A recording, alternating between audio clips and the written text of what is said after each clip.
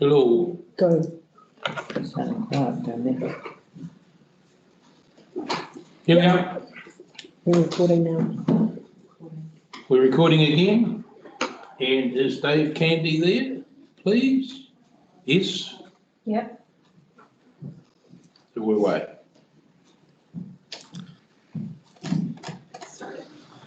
Morning, Dave. Good morning. Can you all hear me? We can well indeed. The floor is yours. Oh. Hey, yeah, thanks for taking the time to hear my submissions on the views for the Cook Beach boat ramp.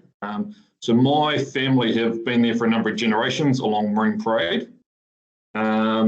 We've used the boat ramp there, and I'm just going to keep my chat specific to the central boat ramp. I know there's issues with the other boat ramps, but I'll let the other people discuss those ones. Mine is pertaining just to that central boat ramp, and issues that I'd like to raise around single axle only being allowed to use it, whereas my view is that double axle or single axle, it doesn't really matter too much for that boat ramp. And my reasons for this is that when that boat ramp was constructed years ago, there was actually a concrete base put through the whole of the ramp to take the loading of any vehicles or boats that are actually using the ramp.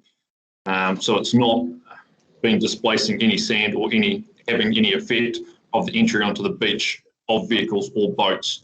And I've been there, as I said, we've been there for a number of generations, and that boat ramp has not changed in all of the years that we've been there. And that's been with single axle, double axle, all manner of different vehicles and sizes of tractors and that using that ramp. So I don't see that limiting that ramp through from double axle down to single axle only is actually going to make any change at all, apart from just with regards to the ramp and any erosion or any effects on the dunes from that ramp. The things that I see from limiting the ramp down to a single axle only is all your tandem axle trailers. From there, you're going to have to take them elsewhere. So the Purangi boat ramp, that one there is already, it's got a huge amount of usage already through the summer period. There's already massive queues there. There have been issues that I've been made aware of with people using it, arguments happening at the ramp because of the amount of people using that ramp and the wait time for that. The other issues are with tandem axle trailers, you've got bigger boats, and with bigger boats, you need bigger draws. So you need deeper water, and that then restricts your time down to, you're talking probably from half tide towards full tide. That's your times that you can launch your boats of your largest sizes in the Purangi. Failing being able to do that, you've then got to go to Whitianga, which is then putting further traffic on the roads and causing further issues, as we've already got enough traffic on the roads through summer. I know that a lot of the double axle trailers up at the beach as well, up at Cook's Beach. I've got a lot of neighbours and a lot of friends up there that also have larger boats, and for those boats there, they largely just live at Cook's Beach.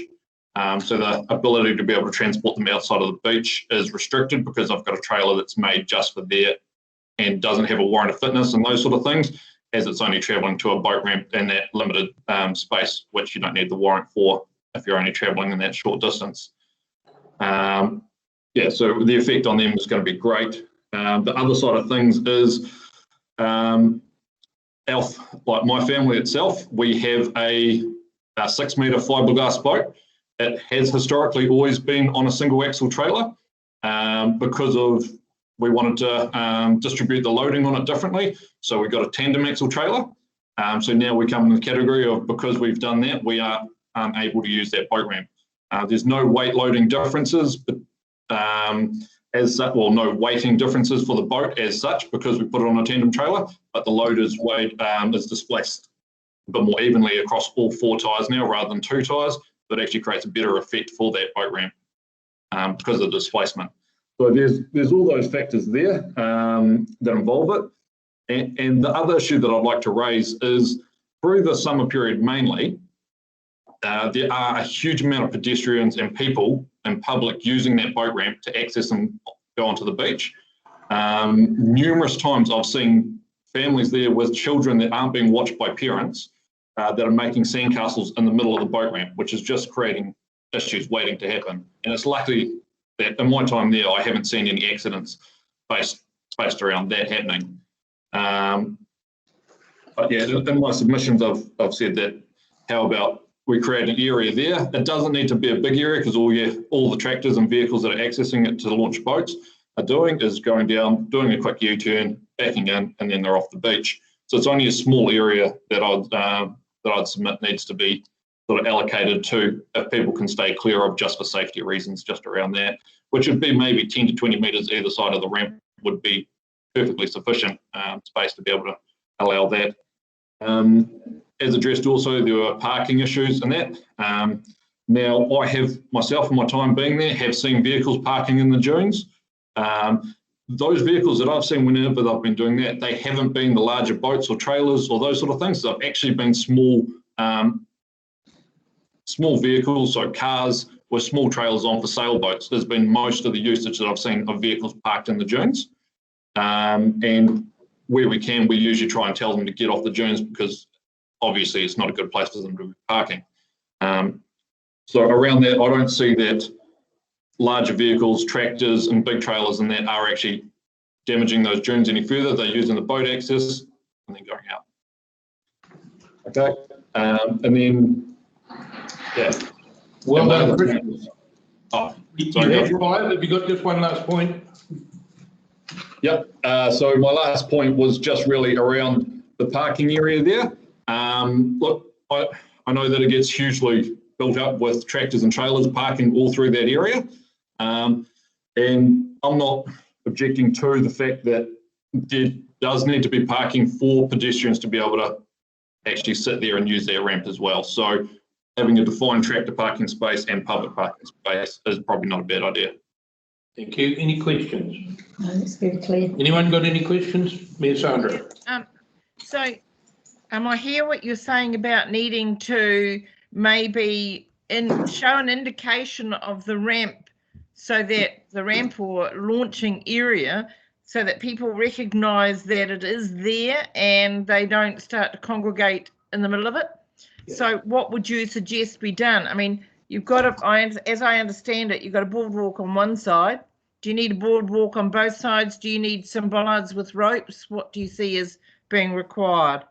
I see just a simple solution would be like you have further down the beach where you have your ski lane for boats entry from the sea onto the beach, something like that with a couple of poles that are put in just to say, hey, this is a tractor only area or a launching only area. Pedestrians stay clear, please. Okay, thank you. Good, constructive. Any other questions? No, thank you then, Chris. Sorry, Dave. Thank you. Thanks for your time. Thank you. Thank you. Cheers. Right, we're now going to move on to Chris Severn. Now, Chris has got 10 minutes because he's on Opito Bay ratepayers on one submission and Laurie Newhook on the other, and that's the reason he's got Page, please. the Opito Bay ratepayers is page 106 and the Laurie Newhook submission is 118. Do you want to do the Laurie Newhook one first? Okay, whichever you prefer, sir. 118.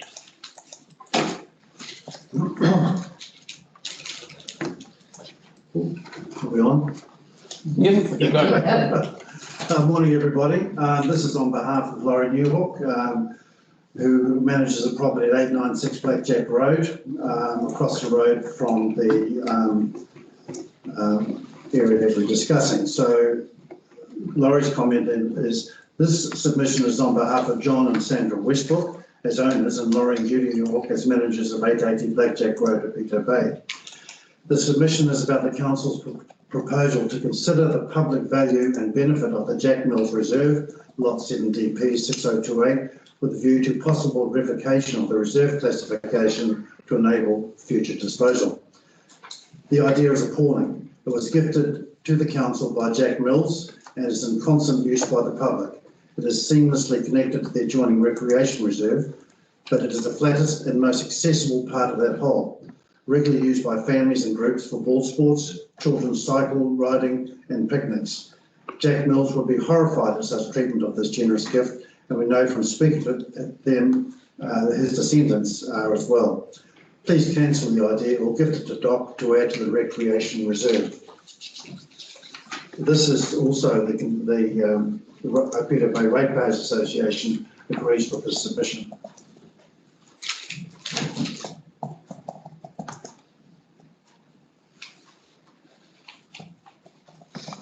Any questions on that? Very clear. Okay, thank you. Thanks, Chris.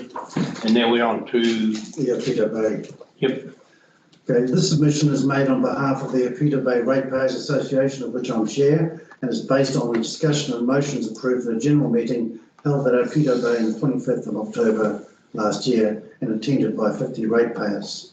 Proposals related to all Apito Bay reserves have been extracted from the full draft reserves management plan and circulated by email to the Apito community.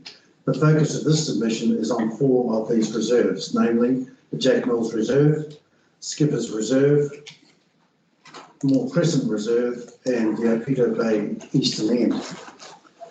The motions that were passed at that meeting, in general terms, the meeting unanimously passed motions stating that Apito Bay ratepayers strongly object to changing the designation of or disposing of any reserves at Apito Bay, with particular reference to the Jack Mills Reserve. Point 2, developments or changes at Skippers Road Reserve without consultation and approval of Skippers Road residents.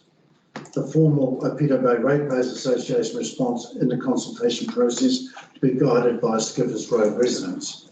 And I'm not aware if anybody has actually made submissions on their behalf, but we've left that open for that discussion.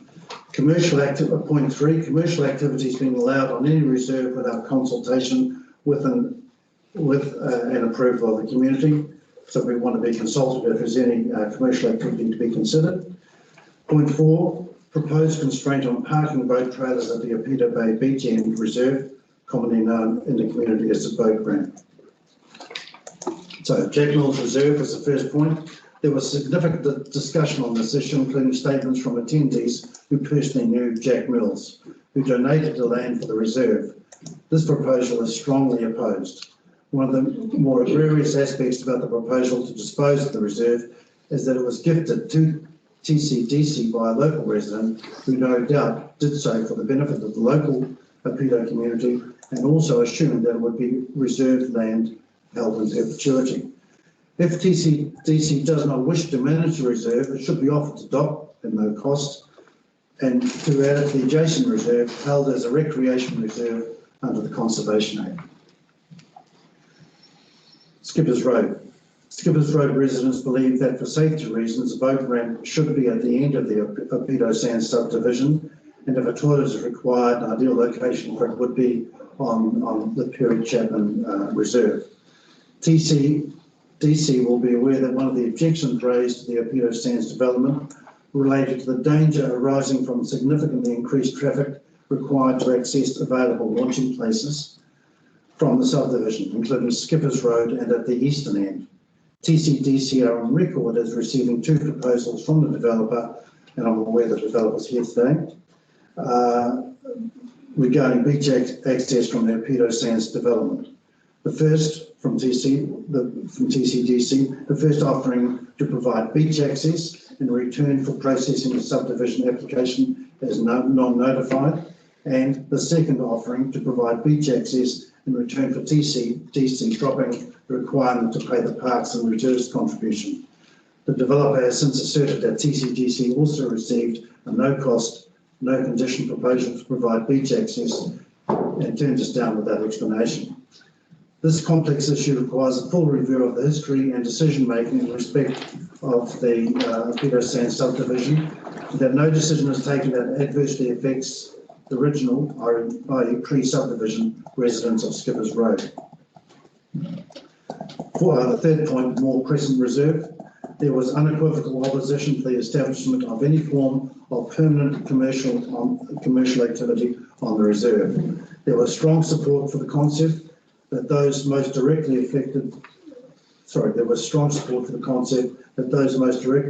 residents of Moore Crescent, should be given the right to review any proposed commercial activity, and that no commercial activity should be considered without approval from its community. It should be noted that this position is consistent with the view set out in the Apito Bay Community Plan of 2009. This particular section of the beach has been particularly affected by the camper vans and people who turn up without any proper facilities. There's been some nasty incidents down there, which that end of the beach has been particularly concerned about. Okay, the Opedo Beach Eastern End. The meeting was unanimous in the view that there had never been any issues with congestion at the reserve under question. Both those launching boats and other beach users are familiar with the activity at this location and no concerns have been raised. There are no restrictions needed and there is no sense of what could be realistically implemented. I think the point was raised that there was concern of tractors parking on the beach. The Ratepayers Association has no concern with this. I think the position of the council was to get the tractors off the beach and back onto the reserve across the road, but we had no concerns with this issue. That ends my submission, sir. Question from Chris? I have one, commercial concessions. You're happy that those discussions happen with the Ratepayers Association now? Happy with what way it is now? Well, I mean, there's really there are concerns, but I think we've got one coffee truck down there at the moment, and that's in Stewart Spring Reserve, which is not an issue. I think Mr. Whitby going by is not going to be any concerns, but certainly the whole community is very keen on keeping Opedo Bay, no tennis courts, no commercial, no Foursquare stores. We love the way it is. So if there's any indication of commercial activity coming up, certainly the community would like to be notified through the Ratepayers Association. Thank you. Any other questions? Thank you, Chris. Great, thank you very much. Sue. Good. Morning, you're on. I'm You're on. Shall I correct a few bits and pieces? Sue, what page is Sue? Sue Eden is on page 65. Thank you. And once again, I'll remind you, Sue, as I reminded everyone else, you have 5 minutes. Good. I am timing it. Well, don't start yet until I make sure you've actually got the map that wasn't included with the submission that you guys looked at. Another one. Maybe Chris might like one over here. Okay. Radio. Okay, you're on, Sue. Okay, radio. Sue Edens, Opedo Bay, have been there for all 68 years. Right, referring to my submission,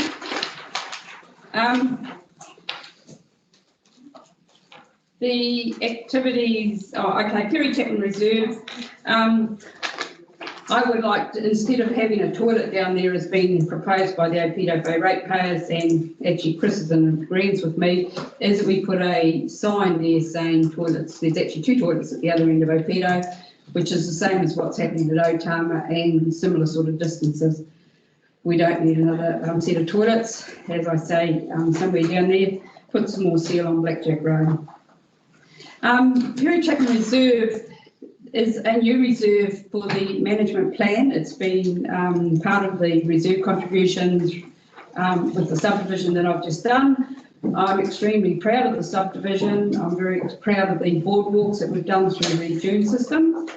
One of the things that needs to be included in there is that the fence line needs to stay where it is or not go forward towards the beach, so that the dune vegetation on the other side of the fence is protected forever. There's 6 hectares of planting behind the subdivision. 1,600 for Hurikau is about 14,000 other plants.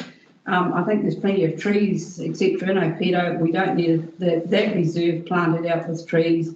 I've tried to keep a subdivision where people can actually see up to the sea, and so we don't need it all covered in trees, etc. There's under, I think, 16 of my submission. Going on to, if I got to that, sorry. More Crescent Reserve, I think, adding on to what Chris was saying, activities, concessions, water-based activities are acceptable in Opedo, and I think there might be 1 or 2 already working around there. But we don't need the congestion all down on More Crescent. It's already congested. If we can move it somewhere else, like the water cart's good, like the coffee cart's good.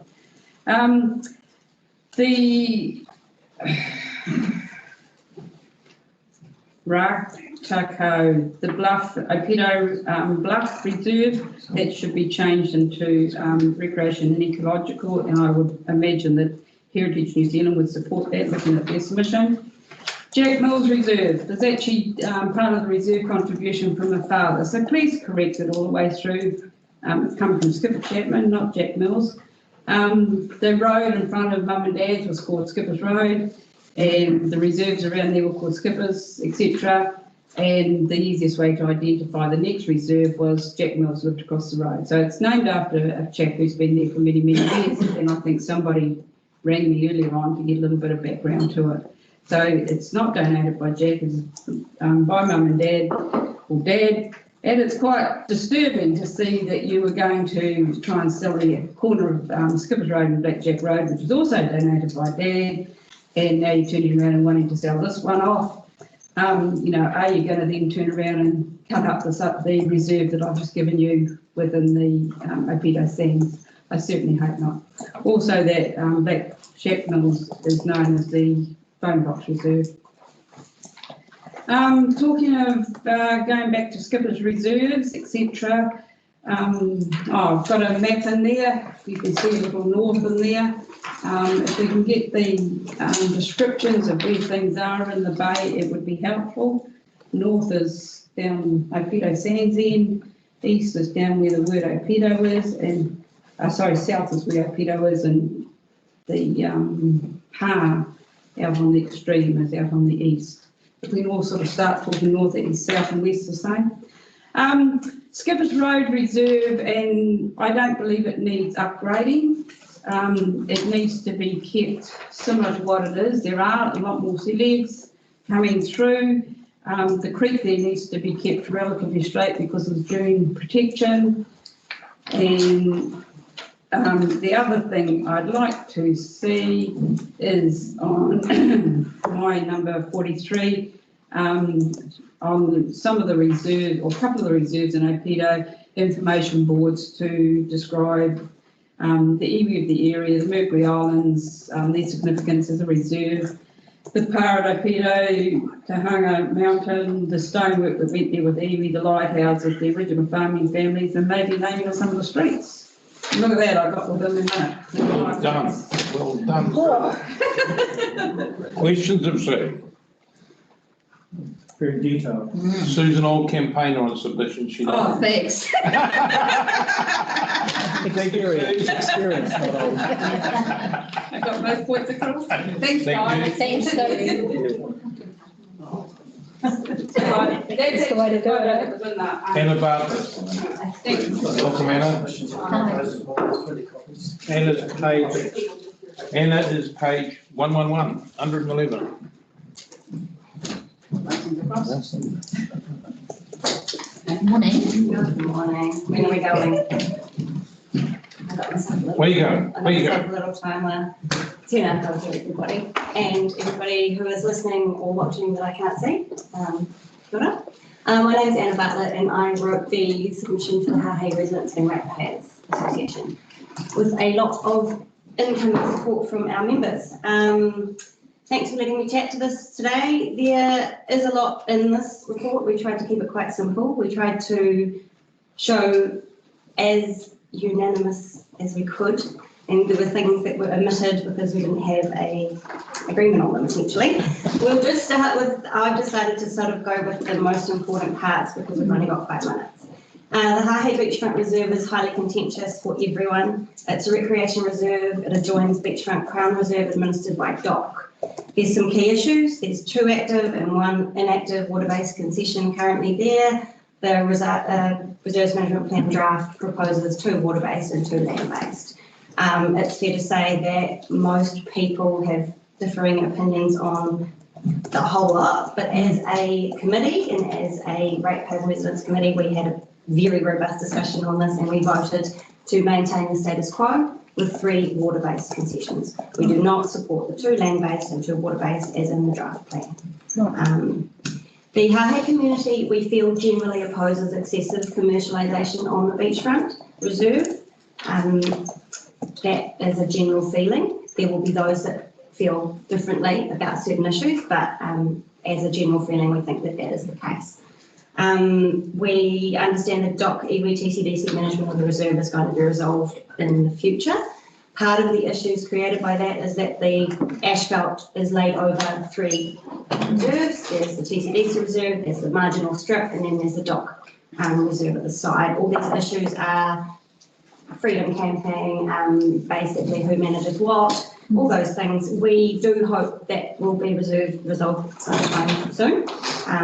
We can't do much about that from our side, but yeah, fingers crossed. The car park, so car park has a lot of contentious issues as well. People say it should be timed, people say it should be paid for, people say it should be removed. We just highlight there is an issue, it's not sufficient, it doesn't cater for large vehicles, it is incredibly busy. Obviously, COVID has changed that slightly, and it may be a time, as indicated by national government, that we change destination management of certain areas. We maybe have a slight rejig of the whole area. We do know that there was $50,000 set aside in the budget to do a draft plan through the Mercury Bay board. That wasn't completed. It may be due to this process, and maybe in the future. We would definitely like to be consulted about any plans to redevelop that area, especially involving concessions, commercial activity, changes to car parking, timing, park, all that sort of stuff. Yeah. Our ratepayer base is varied, but let's just say relatively elderly, and we have 2 members on our committee who are disabled or have disabilities. And we have had a strong push from them to create a more easily accessible beach, especially from that main area. Currently, they would have to go over 100 metres to the left and then around and down to get back to where they would have parked their car in the disabled car park, which is available. So they are suggesting some form of concrete pathway which can get them down onto the beach. And we obviously support that. There's probably a lot more to go into on the beachfront reserve, but I'm just going to move on to Kotari Reserve because my So you're winding your time now. I'm winding down my time. Kotari Reserve, we have not a huge amount of majorly contentious issues in there. All the things that we want to do, like maintain the stream, maintain the active space, maintain the active kind of recreational zone that it is. We really support the skateboard ramp being moved there. We had a great meeting about that. I have read some submissions about the skateboard ramp in the village green, which we don't support. We do support it going into the Kotari Reserve. There are various other, what I would consider operational matters, which will go on. Have I got 1 minute? Okay, I'm going to go to Margaret Place. I'm going to just put Margaret Place and Wigmore Stream Reserves together because they actually represent the boundary of the Wigmore Stream or Tahuriki Te Rangi Reserve, which goes around there and it comes out onto Pahe Beach where Margaret Reserve is. So it's where everybody launches their boats, it's where children play in the polluted stream, and it's where we all have these issues about vehicles on the beach, we have fishing issues, we have encroachment issues. That's one of the areas where I think signage and things like that will actually really help. There we go, there's my 5 minutes. It's Murray's job. Yeah, we're agreeing. We're agreeing. I want to highlight the conflict that we have, and which was mentioned in the Cook Beach people as well. We do have a conflict of beach users there. We have a massive conflict between the only sort of safe play area for small children and the only boat ramp launching area and the continued expansion of Pahe. And everybody wants to have a tractor in Pahe and everybody wants to park it on the beach and everybody wants to drive it on the beach. I know I've run out of time now. Okay. Thank you. Any questions? Yeah. Well done. Very good. Well done. Yeah. Thank you. No worries. I'm glad we agreed on time. We did. Okay, we're going to go next to Alistair Brickle, another old campaigner on these things. Welcome, Alistair. Some of us might be old. What a thing is that? I said old campaigner, I said. You're right. Okay, 5 minutes. Okay, I'm here to represent the community lane. Page number? Sorry. 120, sorry. Sorry. 124. Thank you. Okay, Sorry. Yep. so representing the community lane board. I'm going to start with the Pumpkin Flat Reserve, which is on page 78. Also called the Minus Reserve for reasons I'll explain, and the Old Tennis Court Reserve. Just a bit of extra history to add to my submission. History of the Miners Reserve, 1903, the Continuing Recreation Reserve Board was established under the Public Domains Act 1981. Meetings were held then, as they are now, on an as-is and when needed basis. 1906, a public stamper battery was established in the southeast corner. One of the conditions was that tailings had to be flumed into the main stream in the area fenced off. And the whole continuous stream from Squirrel Lane down to the beach was straightened at that time to wash the tailings out and see it was a designated sludge channel in those days. So that was the stamp battery was part of that. Water came from a distance up to the east on the what's now the Midas Paper Road. That's the main Midas Reserve. That's where it's come from. 1907, 2.5 acres set aside for grazing.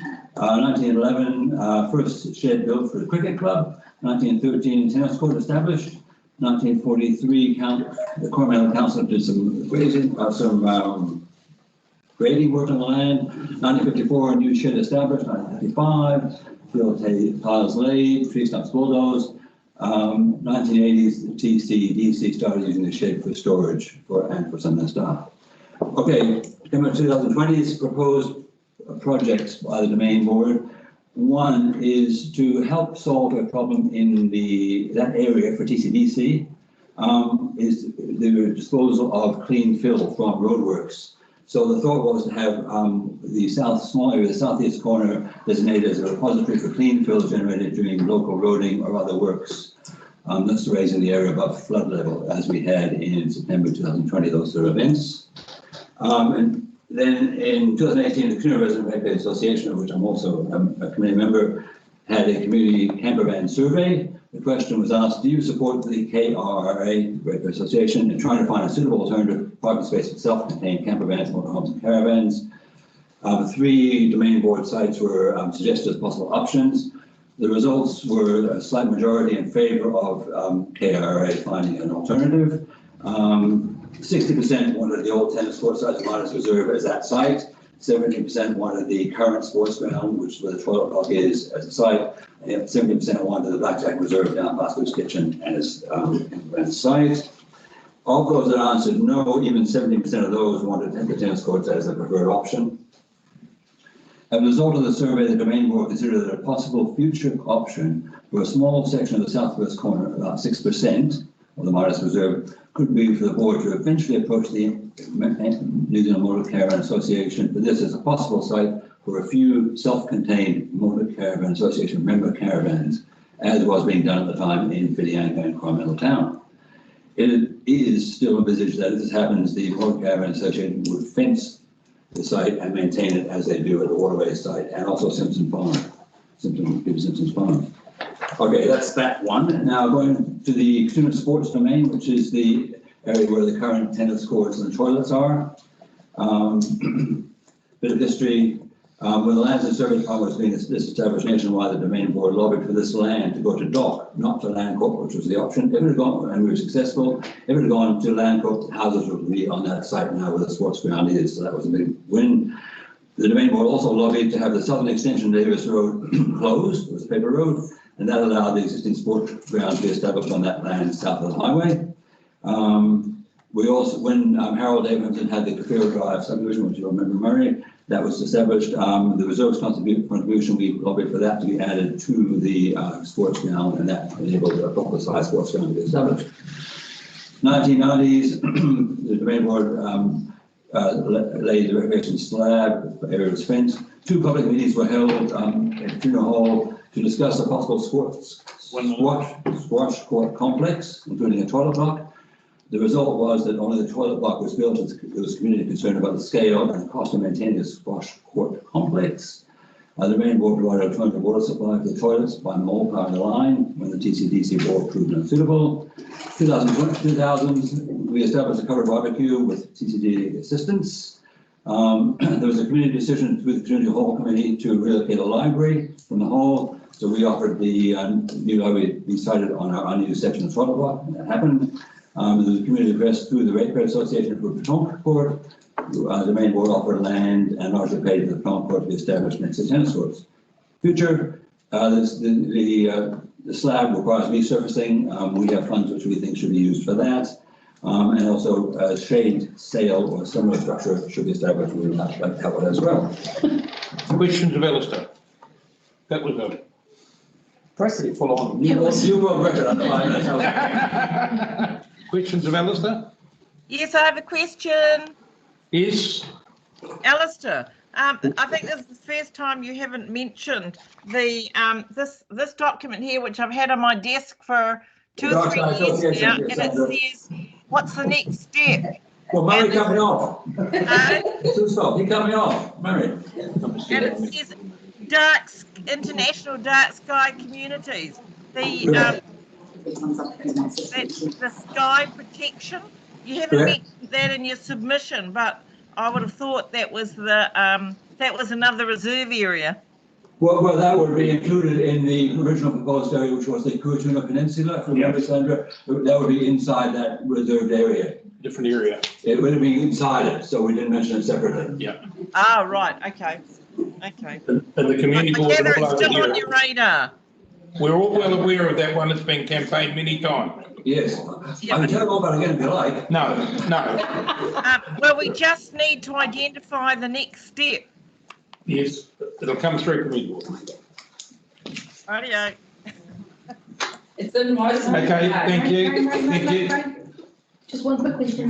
So the domain board has funds for the resurfacing of the tennis court? We haven't got a final quote, yes, we have funds which we would like to go towards that. The funds were raised through public donations. I remember knocking on doors around the community. We all raised funds for our domain board land.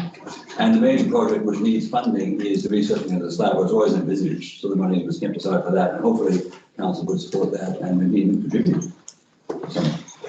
And the shade sale as well. Those are our big projects and the projects of all our funds. Everyone happy? Yep. Thank you, Alistair. Okay, thank you. Anna, welcome. Thank you.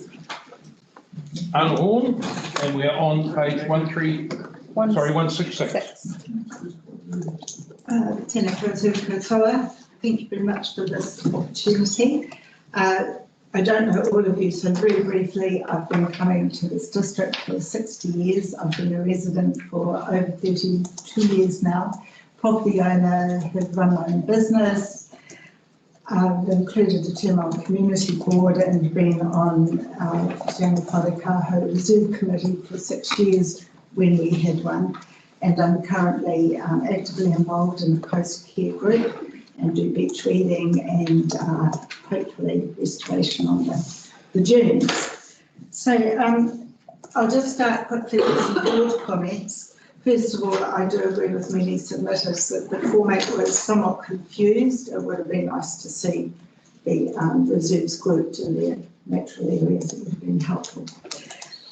Secondly, broadly, which is all in my submission, I sincerely would like to see the re-establishment of the Te Anga Wharekaho Reserve Committee.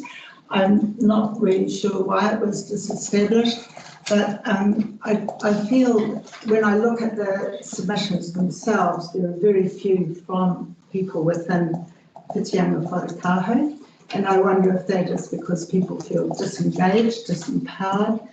There are many of us who still want to have some ownership over our community and contribute to that, and that is a very good way for us to do it. So I would like to ask that this is reconsidered as an opportunity to bring in a lot of knowledge and expertise at low cost to council. The third broad comment is that I would like to reinforce that no future reserves should be allowed without public access being part of the consent process. There is a bit of a hoo-ha, you've read about it in the submissions regarding one down near the waterways entrance. I don't want to litigate that particular issue, but I do think that as a matter of principle, this is an important one. And also I'd like to reinforce that council and staff do continue their work to reduce private encroachment on public property. And that's something I learned about when I was on the reserve committee, that was our job to help protect the public good. Fourth broad comment, I would like to see generally TCDC taking more responsibility for both planting more trees and vigorously protecting our trees, especially along footpath reserves. Now, I know they're not specifically reserves, but for decades I have been trying to encourage planting where people walk and now scooter and cycle. It's so hot now. I don't know if we can get trees to grow anymore, but I do believe that is something we should be seriously looking at. My fifth broad comment is I would like to suggest that there's a revision of the levels of service for the mowing and weed eating requirements. There's a general acknowledgement that mowing lawns so you see the dirt isn't very helpful. And I think that we could both save money and help the environment by actually lifting our heights of lawn mowing, and also introducing areas of wild grass and, not just going right to the edges. I see in a lot of places where there's erosion, it's mowed right to the edge and so forth. So that's just a suggestion, practical and also for money saving. I would also request that TCDC gets far more active and urgently protective of any, wetlands. We need to actively restore those, and especially those on reserves. Specifically, with regards to Robinson Road, I would like to request that the whole Hogan Path and Bridge project is totally removed from the budget. The local people have done a lot of work and discussion around with each other. No one wants it. There are alternatives to that path. The wildness and natural state is what people love. With regard to Buffalo Beach reserves, I think it needs noting in the reserve plan that the main reserve is actually on top of the Old Town rubbish dump, and as we know, those are issues. I don't think it was noted on the reserve plan. Again, we need more shade, and finally, I would like to request, and I haven't discussed this with Tiny Patch and others, but with Kim I have, that we really need to be able to extend our beach keep planting, because to try and recreate a dune in a 5 metre strip is ridiculous. We don't have the scope for the progression. So there are some areas which are just mine, which are already natural dune areas, and specifically, for example, between the Buffalo Beach Memorial and the first bollards. We could be able to develop where the exercise thing is. We don't need all that grass mowed, we really need these ecosystems. All the people who are cutting down our trees, and I just saw some more pruning this morning, don't seem to realise that these are actions to preserve their properties, and they need to get on board. There are a lot of people who put a lot of effort into caring for our district, and we'd like to be able to continue that work. That's it. Oh, the other thing is, I do support the Forest and Birds Commission saying, please, can you prune those down seeds from the protected phoenix palms, because we spend a lot of time digging those damn things out, and they're always sprouting over on the dockland at Katianga Rock and such nuisance. So I think that was all. Thank you, Anna. Thank you. Questions of Anna? I have been doing a careful look at my submission based on a lot of experience. Yeah. Want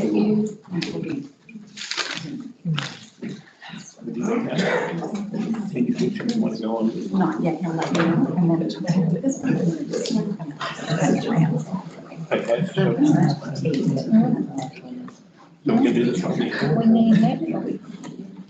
She's here? Yes. Okay. Don Wakefield? Yes. Welcome. Thank you. Let's page 134.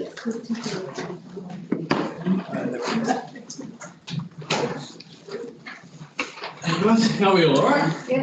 Yeah, good. Hey, my name's Shane, this is the name. My wife, we're the owners of the Hay General Store over in Hahei. Right. The one we want to talk around is just the reserves, how looking, well, apparently there's 3 concessions down in the main beach reserve. For the Hahei Beach Recreation Reserve. Yeah, and it's looking to be changed to 2 water-based and then 2 land-based.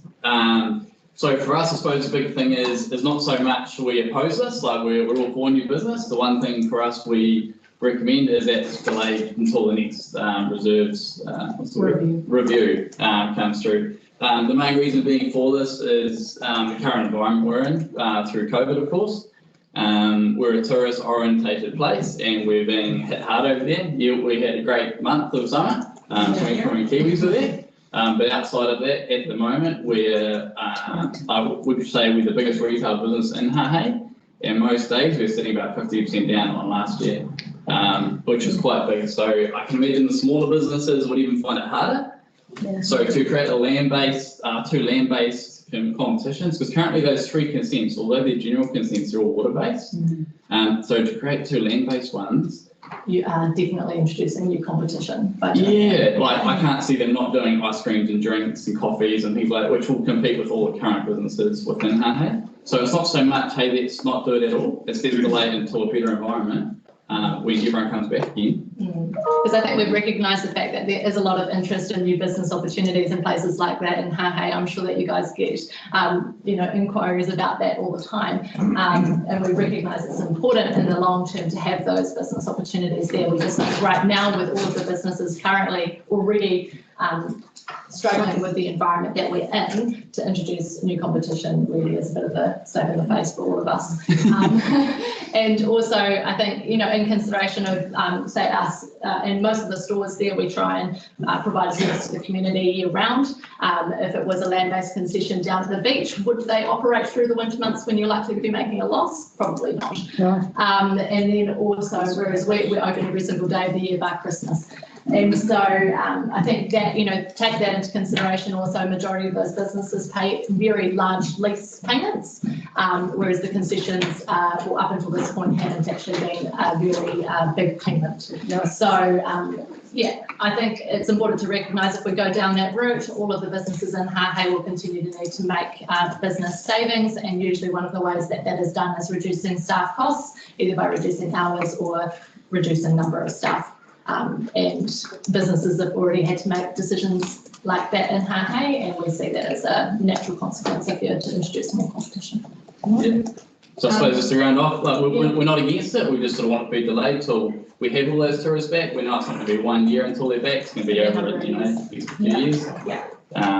Yeah, that's the main guts of what we've got to say. Cool. And I take it when they do come back, you're asking for a more level playing field. Yeah, I think so. Yeah. Well, yeah.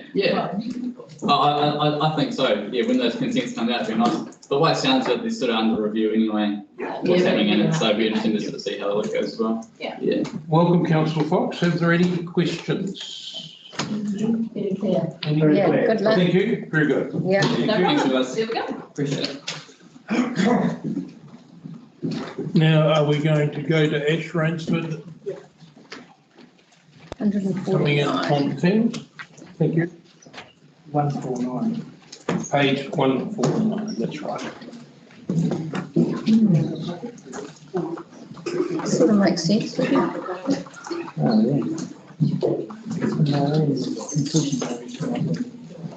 it? Yeah, and that's when they make their. Good morning. Good morning. Welcome. The floor is yours. Thank you, sir. Good morning. My name's Ash Rainsford. I'm the owner of number 93 Captain Cook Road in Cooks Beach, and my submission was to do with the proposed closure of Transit Street in the Endeavour Reserve along the waterfront in the middle of Cooks Beach. It's known as Transit Lane to myself.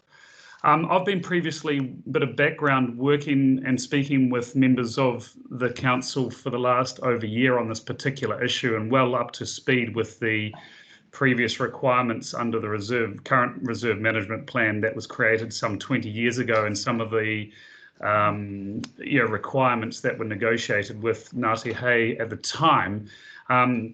But I guess was trying to be proactive in my position and that of a lot of the members of the community that I represent, that were concerned by the nature of the environment having changed considerably over the last 20 years, with a huge number of additional housing and population coming to launch and retrieve boats, etc., from the Cook's Beach environment. That doesn't just include people from Cook's Beach. We're getting people in from Hahei, from Hot Water Beach, from other areas. Considerable amount of additional traffic has been noticed, ironically not at Transit Lane itself, but at the other two areas where you can launch a boat at a Cook's, one being the Purangi Reserve, which is my major concern, but also at the main reserve beach access in the middle of the beach. I guess I want to firstly commend council on their proactiveness on installing signage and a new pedestrian walkway over summer, pre-summer, and noticed a considerable change in the attitude of people and any potential, I guess, one of the major concerns is obviously around safety of the boats or coming up and over what is a little crest in that beach access, as the dunes have actually grown, not retracted over the last number of years, and meeting of pedestrians as a boat's or tractor is coming up and over the hill. Having the pedestrian access way has certainly removed that concern. I personally, having launched boats, etc., there over summer, have never encountered a situation where I've had to stop or had any requirement to meet oncoming pedestrian traffic. So I thought that was a really big positive, and the signage in that regard as well.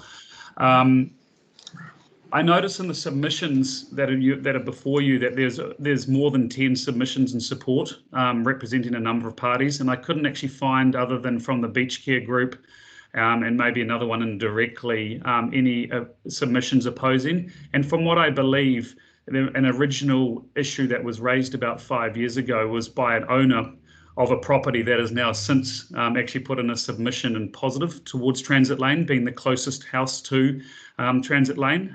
Previously, I believe there was odour and noise complaints, and then an incident that occurred where police were involved, from what I gather, in regards to somebody sitting in the laneway and not moving when a boat was wanting to be retrieved. I believe those issues have been sorted now, and that those owners are no longer there. But there does stand a safety issue, and I think the safety issue is not actually at that particular point. And I believe a lot of that has been addressed by the actions that have already been undertaken by council members. But I think Purangi is a real concern. And it's not just necessarily on the water, where you have a number of small children, including my own, who frequent there every day. It's actually the busiest part of the beach is the Purangi and the estuary, where everyone swims. And so the more traffic that is going through that particular area, and sometimes boats having to accelerate or decelerate in certain parts because of low tides, there can be actually a safety concern there as people are swimming across to the other side and going on the new walkway up to Cathedral Cove, etc. So as they try and get across. So I have noticed that is the area of concern for me personally. And so reducing the amount of traffic that actually goes through the main boat ramp is probably a preference, would be my position. I also noticed similar safety issues or parking issues at the main reserve area. And I believe, speaking to the local fire brigade there has never been an incident or a call out for anything that's happened at Transit Lane in the past history, but there has been both at the boat ramp and at the main reserve areas. So I guess my submission is obviously strongly in support of retaining the Transit Lane, with working proactively with Ngāti Hei and council and other interested community groups, including any of those people in opposition to retaining Transit Lane, to come up with solutions. Maybe there's more solutions required, a little bit more signage around stopping. We're trying to encourage people not to sunbathe right next to Transit Lane, but maybe 10 or 20 metres to the left or to the right. Some additional signage would be probably a good thing, would be my submission. But I think in overall the benefits far outweigh the negatives of removing it. From an environmental perspective, the dunes are growing, and we've offered as a community group to help plant and promote and provide planting to the area as part of the actions that have been done. And the dunes are actually growing, as I say, they're not retracting, as has been mentioned by other people in their other submissions. Thanks, Chris. Thanks, Chris. That's 5. Yeah. You got one wrap-up comment? Let's be proactive. Let's work together as everybody and work with Ngāti Hei as well, who are obviously a very interested party in this. And time's moved on. You know, things have changed. The environment's changed. The community's changed. And I think retaining it is essential, not just preferable. Thank you. Question to Ash. Cheers. Any questions of Ash? Appear to be no questions. Thank you very much for your submission. Very clear. Thank you. Bye. And now we're going to move on to Graham Windross, page 192.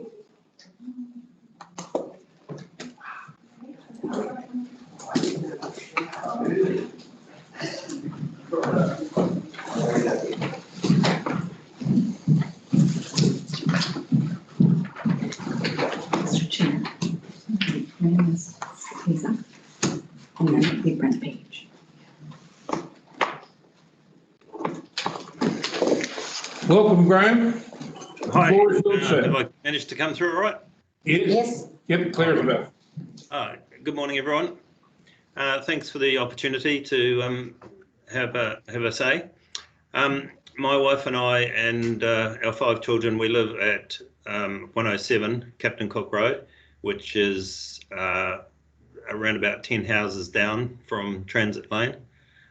Previous to that, we were at 121, which was on the other side of the road in a similar position. So we've been in the area for quite a while and have been using Transit Lane for 5 or 6 years anyway. We have a small tractor which we use to just launch from the beach. We tend to only use Transit Lane when the tide is halfway or below, because there's a lot more space and the sand is much firmer at those lower levels. When the tide's right in and you're up in the soft sand, it's a bit easy to get stuck. Obviously been in that area a long time, and we do spend a lot of time down at Cook's Beach. We're down there every sort of second or third weekend, and you know, often for a month or 6 weeks over the Christmas period. We're pretty familiar with what goes on there, and I've never really had any issues with anyone when I've been using Transit Lane. And I find that it's a good, easy, safe place to launch. Sometimes when I do want to launch, when the tide is in too far, and I do go down to the boat ramp at the end of the beach on the Puringi estuary, it's much more of a mission down there, especially over the summer period. You know, there can be dozens and dozens of cars and trailers parked all around there, queues of people waiting to get onto the boat ramp, and you know, it's often a bit of a zoo down there, so I try and avoid it wherever possible. So really I'm just wanting to offer my opinion of what I see happening there on a regular basis, and I really can't see that by closing it is going to help the situation down at the other end of the beach at all, and I can't see any reason for wanting to close it, you know, from what I observe. Okay. Is that all from you? Any questions? Any questions of Graham? It's all good. Makes sense. Graham, I think you've made your point very loud and clear, and I think we all understand what you're saying. Thank you very much. Thank you very much. Cool. Bye. Thank you. We're going to move on now to Brent Page, page 171. Welcome, Brent. Councillor McLean. Shall I sit up? Yes. Shall I sit up here? Yes.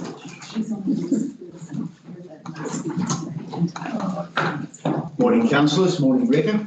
Morning. Thank you for the opportunity. The floor's yours, sir. Thank you. You've read our submission, so I won't bore you with repeating it. However, I would like to highlight a couple of what we feel are core priorities within that submission. And one of them is we believe the need to embed the wording subject to consultation with KRA into parts of the reserve management plan. So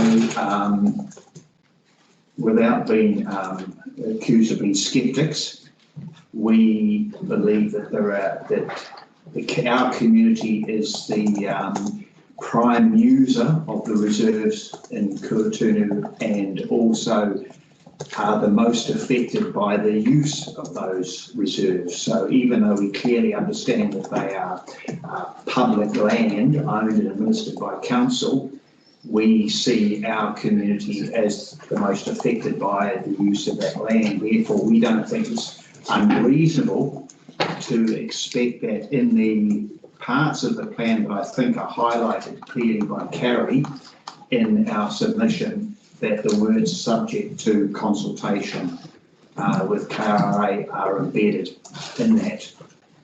And I hope, do any of you see a problem with that? Excuse me, but we're not going to answer questions today. This is for you to make submissions. This is for making you submissions to tell us, and the purpose is to do that, and we take into effect that everyone has views and we'll go through a discussion process later on. We have a powerful mandate. Thank you, Mr. Page. We know what you're saying. Yeah, right. We hear what you're saying. Right. And I won't stress again the mandate that KRA has from the community. So the other key thing I'd like to highlight is Midas Reserve and our thoughts about a 10-acre area of council land that is seriously underutilised at present. So we believe that that land could be put to better use, and we have a twofold approach to that. The first one is we believe we can use a 2-metre strip of that land within the boundary fence, so the fence that runs along State Highway 25, roughly from opposite Lloyd's Place to where M&O is, for the provision of a footpath for safe cycling and pedestrian access.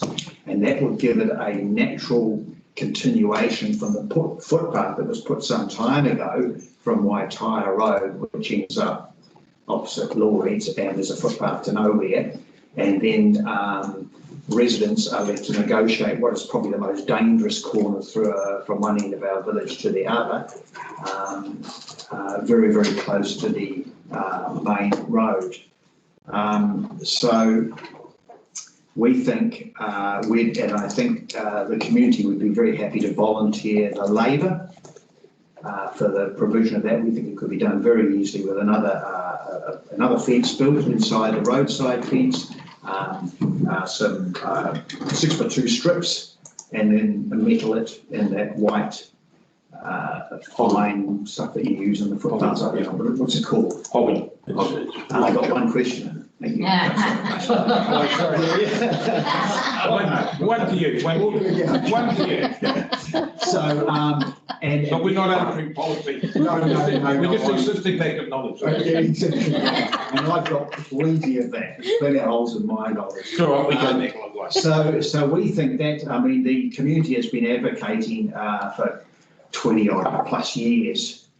We think this wouldn't complete the loop from Waitara Road to the village, but it would give us safe access in probably what is the most dangerous corner.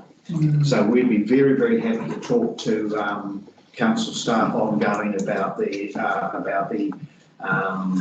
doability of that and the costs involved, and we could possibly share the costs. The other thing is 1 minute left. 1 minute left. I didn't know there was a time restriction. You've got me out of a shower.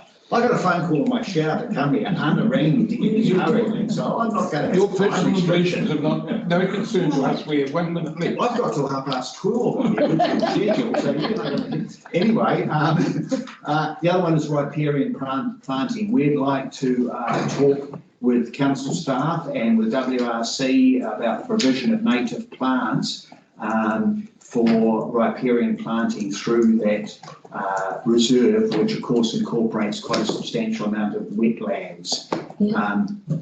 Last point and final point, freedom camping in Kuratunu. Our community signified at the last public meeting that they're not adverse to the idea of freedom and responsible camping, self-contained camping in Kuratunu.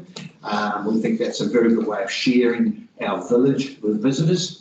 However, we expect the community would be consulted in full, and even the community asked to come forward with recommendations about where that camping could be situated. We are well aware that Alistair will be submitting on behalf of the Domain Board, because Alistair also sits on the KRRA about that. The position they're suggesting has met with some pushback from the community. We think there is one other better posse for the freedom camping, and I would like to stress that I spoke at length with Dave White, who chairs the Domain Board, last night, and the KRRA has the mandate from the community.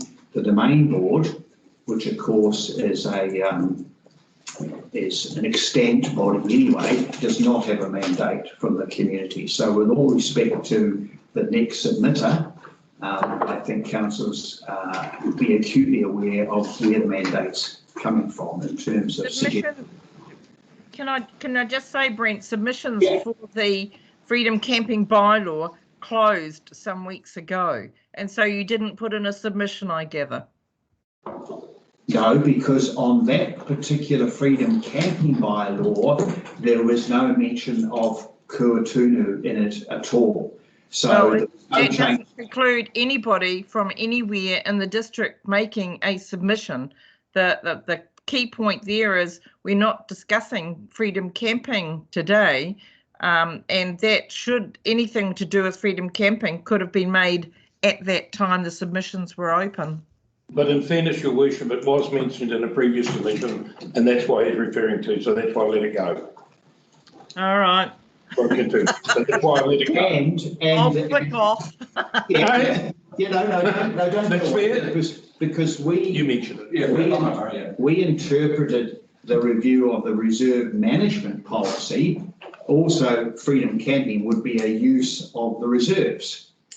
So it would also come logically under reserves management. So just like a commercial concession, then the use of our reserves for freedom camping also comes under that policy. That was our interpretation. Okay. Thank you. Is that your comment, Mr. Page? No further comment. Have you got a question, Your Worship? No. No. Any other questions?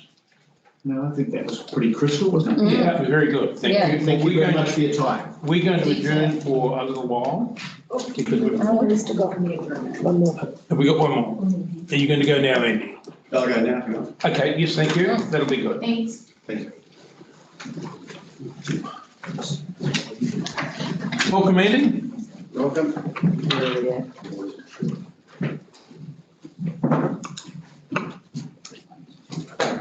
237. Thank you. Sorry. 237. 237. Yep. Not a lot, isn't it?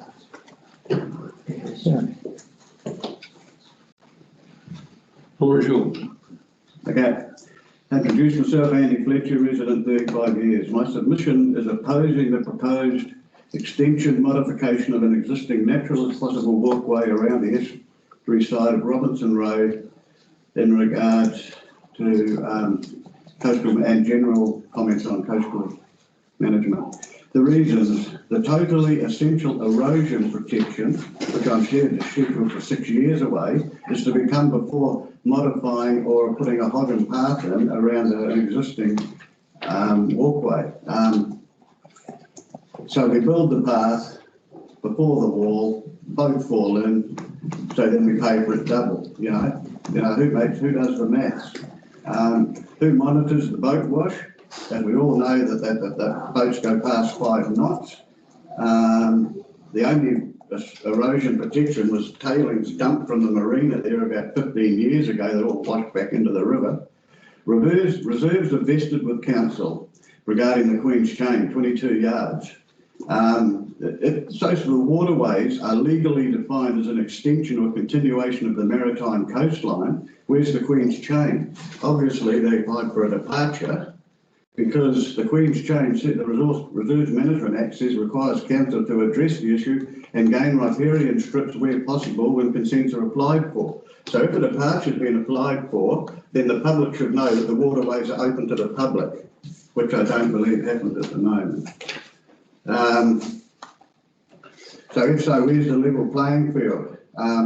But I find here that the main issue is, apart from this issue about not having to give Queen's Chain back in lieu of giving the waterways to the public, the waterways datum is set higher than the Whitianga datum. Was that done to ensure that they would not be deemed less liable to natural hazards, but therefore leaves everybody in Whitianga datum more prone to natural hazards in the future? I don't think, and according to the Building Act, section 71, let's go back to the reserves. Yeah, we're talking about the reserve, that all of these are going to have to be noted on pins. All these new inundation lines we're talking about coastal management means that it's all insurance driven. EQC covers flood and storm. Way away from reserve management plan. Yeah, I know, but this all covers it. What I'm trying to say is the bigger issue is we've got to start looking at the bigger picture. This is all insurance driven, because what happens is as soon as we get coastal inundation, according to your new lines, and council allows new developments to happen, that's at the detriment of the people living at the lower datum. It's all insurance driven. Our insurance will go up and our land values go down. How can you keep putting land like Mararangi and Wangapoa, allowing all of these new subdivisions when you know they're going to be prone to way natural outside the hazards? scope of this committee. Yeah, I know. But the problem is that the committee's got to look at, they're looking at little pieces, people saying, I want a boat ramp, I want a bit of this. We've got to look at the big picture around New Zealand. We're allowing development, any development that relates to the coast has to take in consideration the future, which it doesn't. Because who's going to pay? What council lets land be opened up for development? How can that be Can we pull it back? I would suggest your submission should be made to the long-term plan, well, not to the reserve management plan. Well, okay, well, I've said my bit, and I can't go any further than that because I could have gone further. You could submit, and I think quite rightly so, to the long-term plan. The thing is, we're allowing all this land, Whitianga is a floodplain. How can the council legally allow more development here at the detriment of all the people that live here now? You know, it's not, is it morally correct? No, I don't think there's any questions. A bit disappointing, really. You know, we favour the developer and the insurance company opposed to the community. Thank you, Mr. Fletcher. We will now adjourn. Where I think we are, we've only got Don Nelson